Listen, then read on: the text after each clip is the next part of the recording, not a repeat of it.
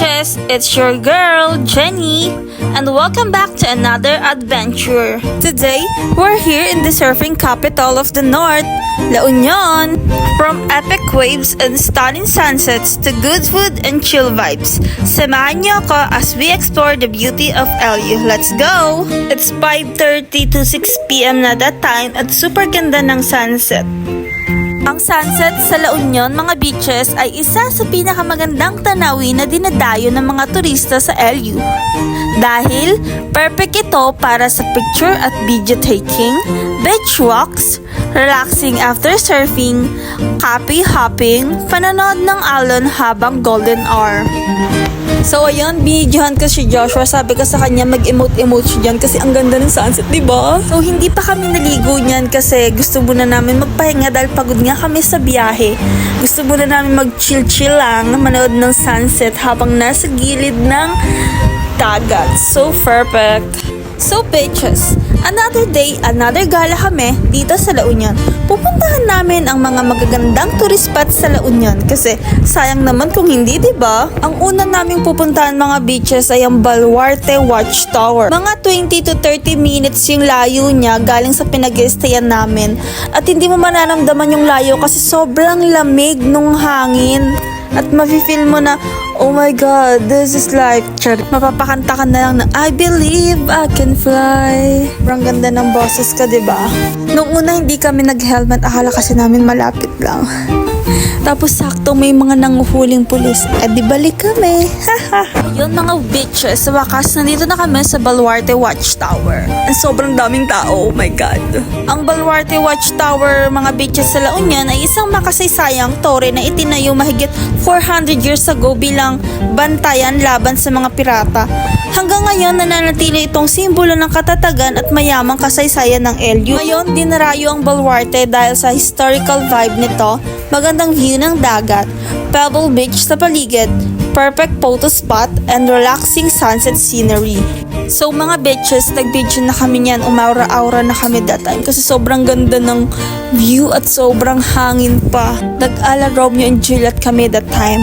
Akala mo naman talaga.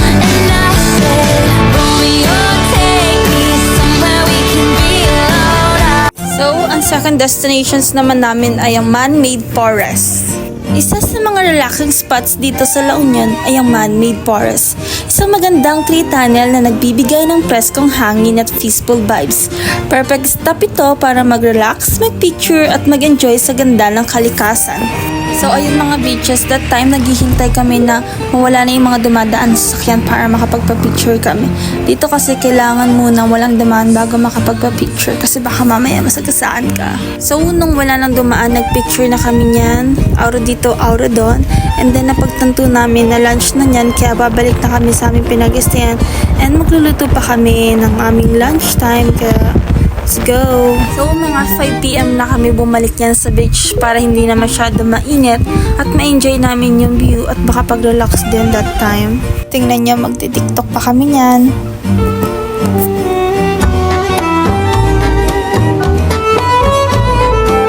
O diba, tiktokeris ang atake? O diba, ang ganda, may sunsets na naman kaya magpipicture-picture na naman kami niyan. Yung iba kumakain lang sa gilid, nagpipiknik, yung iba nagsiswimming. Kami eto, puno na yung gallery, kaka-picture, picture. Magti-tiktok pa ako niyan. Ten, tananan, ten, tananan, ten, tananan, be my lady. Tanananan, tanananan. So, ayun si Joshua muna yung pinaligo ko sa dagat kasi hindi ko pa feel maligo. Ang lakas ng alon. Baka alunin ako. Mamatay agad ako. Oh my God. Picture na lang ako niyan mga betches. Hindi naman ako marunong lumangoy eh. Kaya picture lang ang habol ko dyan. Sa Pangasinan na lang ako maliligo. Mas okay doon kasi.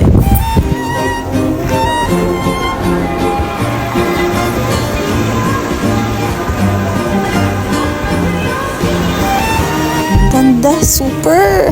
So mga bitches, last day na namin yan sa La Union kasi Kasi bukas ng umaga, mga 10 a.m., punta naman kami ng Pangasinan kasi 2 p.m. ang check-in namin doon. Sobrang ganda ng sunset guys, palubog na niyan kaya nag-aura-aurahan na naman ako dyan. Hinabol ko siya, kaya yan, bam bam, boom, boom, boom, boom, boom, aura down, aura dito, baga, baga, shh.